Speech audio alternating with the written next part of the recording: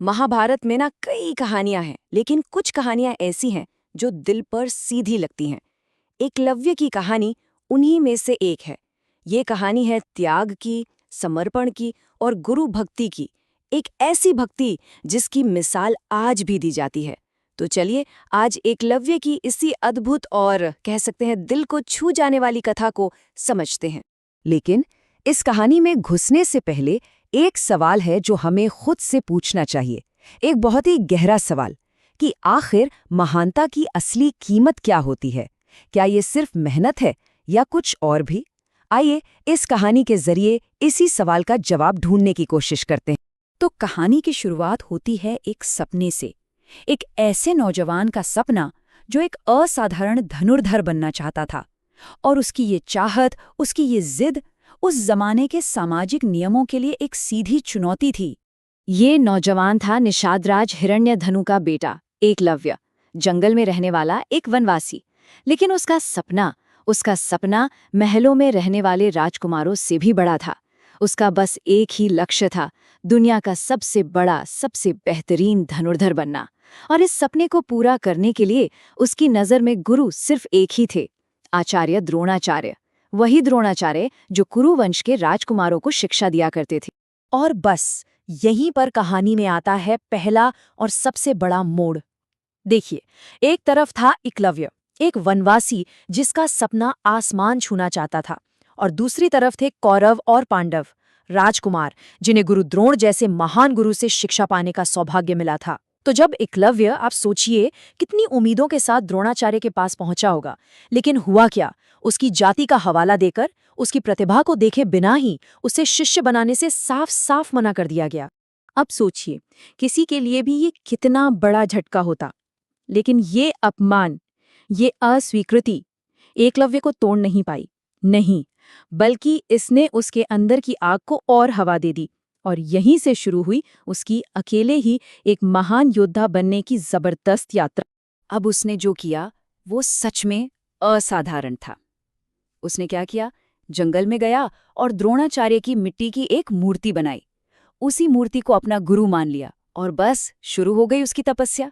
दिन रात का अभ्यास, लक्ष्य पर ऐसा फोकस कि कुछ और दिखे ही नहीं, और एक ऐसा संकल्प जो चट्टान की तरह मजबूत था। और देखिए, मेहनत कभी बेकार नहीं जाती। उसकी ये साधना रंग लाई। एकलव्य इतना ज्यादा कुशल हो गया कि उसकी धनुर्विद्या की बातें मिसाल बन गई।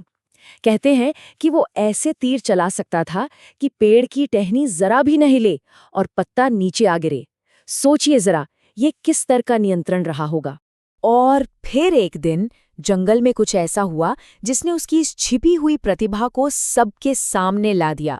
हुआ ये कि पांडव शिकार के लिए जंगल में आए थे और उनके साथ एक कुत्ता था जो जोर जोर से भौंक रहा था। और फिर अचानक वो कुत्ता चुप हो गया, बिल्कुल खामोश। जब पांडवों ने जाकर उस कुत्ते को देखा तो उनकी आंखें खुली की खुली रह गईं।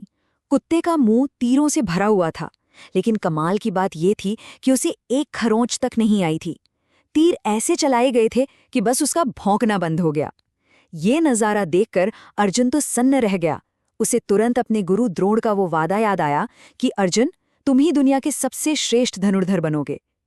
तो फिर ये कौन था जिसने ऐसा कमाल कर दिखाया था? ये सवाल उसके दिमाग में घूमने लगा।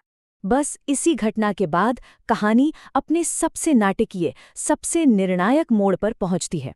अब वक्त था गुरु के उस शिष्य से सामना होने का जो उनके अपने सबसे प्रिय शिष्य अर्जुन से भी आगे निकल चुका था।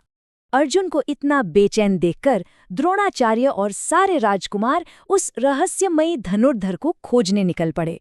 वो जंगल में अंदर और अंदर जाते गए और फिर उन्हें वो दिखा, एकलव्य, अपनी ही बनाए गुरु की मूर्ति के सामने अपनी साधना में पूरी तरह डूबा हुआ। जब द्रोणाचार्य ने एकलव्य की उस अद्भुत कला को अपनी आंखों से देखा तो वो समझ गए कि ये लड़का अर्जुन से भी बेहतर है।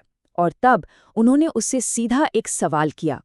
उन्होंने पूछा, तुम्हारा गुरु कौन है? और एकलव्य ने बड़ी ही विनम्रता और भक्ति के साथ उस मिट्टी की मूर्ति की तरफ इशारा किया और बोला, आचार्य, आप ही तो मेरे गुरु हैं। अब ये सुनकर द्रोणाचार्य एक अजीब कश्मकश में पड़ गए। एक तरफ अर्जुन को दिया हुआ वचन था और दूसरी तरफ एकलव्य की असाधारण अविश्वसनीय प्रतिभा। तब उन्होंने एक रास्ता निकाला।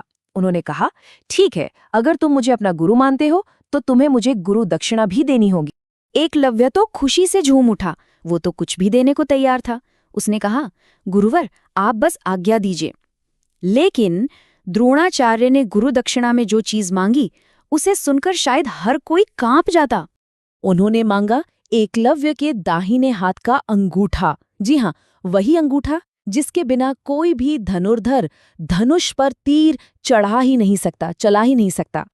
और एकलव्य ने क्या किया? उसने एक पल, एक सेकंड भी नहीं सोचा। बिना किसी झिझक के उसने अपना अंगूठा काटा और अपने गुरु के चरणों में रख दिया। ये गुरु भक्ति का, ये त्याग का एक ऐसा शिखर था जिसकी शायद कोई कल्पना भी नहीं कर सकता। हाँ, उसने दुनिया का सर्वश्रेष्ठ धनुर्धर बनने की अपनी क्षमता तो खो दी, लेकिन वो एक ऐसी अमर विरासत छोड़ गया जो आज भी, सदियों बाद भी हम सबको प्रेरणा देती है। जाहिर है वो फिर कभी पहले जैसा महान धनुर्धर तो नहीं बन पाया, लेकिन उसकी कहानी त्याग और अटूट समर्पण का प्रतीक बन गई, जो हमेशा हमेशा के लिए अमर हो गई। तो एकलव्य की इस कहानी से हमें सीखने को क्या मिलता है? बहुत कुछ। पहली बात कि एक सच्चा शिष्य मुश्किलों से कभी नहीं डरता। दूसरी कि टैलेंट यानी प्रतिभा किसी जाति या ऊंचे पद की मोहताज नहीं होती। तीसरी और सबसे जरूरी बात कि त्याग से बड़ा कोई गुण, कोई धर्म नहीं होता। और शायद इसीलिए एकलव्य इतिहास का सबसे महान अनसंग वॉरियर यानी अघोषित योद्धा है। और आखिर में ये कहानी हमें उसी सवाल पर वापस ले आती है जिस पर आज भी बहस होती है। क्या द्रोणाचार्य ने जो मांगा वो एक क्रूर सजा थी, या अपने पसंदीदा शिष्य अर्जुन को सर्वश्रेष्ठ बनाए रखने की एक चाल थी, या फिर ये एकलव्य की भक्ति की एक बहुत ही गहरी, बहुत ही कठिन परीक्षा थी? इस सवाल का कोई एक सीधा जवाब नहीं है। इसका जवाब शायद हम सबको अपने अपने नजरिए से खोजना होगा।